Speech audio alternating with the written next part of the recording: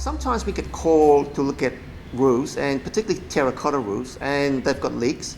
We start putting tiles out, and we see that the tiles have just turned into powder. There's sections of the tile just turned into powder.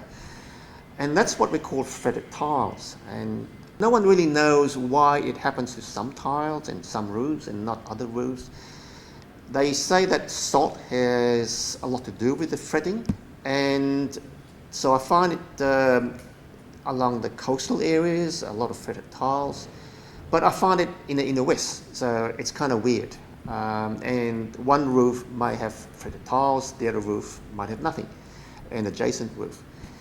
So the problem with fretting tiles is to decide whether you want to replace the whole roof or you want to just replace the tiles. As the fretting gets bad, you do tend to have a large portion of tiles that are fretted. And it's quite an exercise to be able to find which tiles are actually fretted. If you haven't got sarking, it makes it simpler because you can go into the attic space and you can see the dust that's on top of the ceiling. And then when you look up, you can see the tiles that are actually fretted. And then you can take them out, you can replace them, so you get some idea of where the fretted tiles are and what's got to be replaced. However, if you've got sarking under your roof, then there's no chance of getting into the attic and trying to figure out which tiles are fretted. So you've got to virtually take out almost every single tile just to find out where the fretted tiles are. And that becomes harder.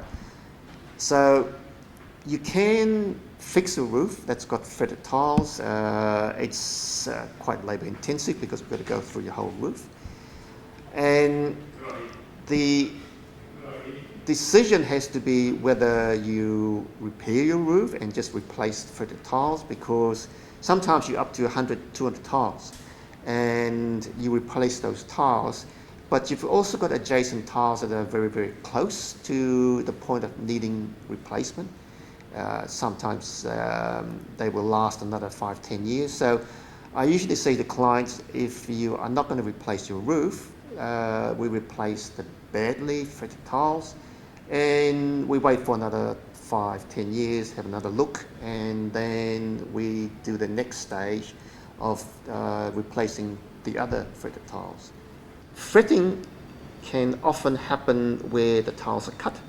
So therefore, under a ridge would be where a lot of fretted tiles are. So what we have to do is take the ridge caps off, take out the fretted tiles, recut the tiles, put new tiles in, and then rebed the whole ridge. So a job that involves changing fretted tiles will often mean that you need all your ridge capping done, rebedded, and all the tiles that are under the ridge capping replaced.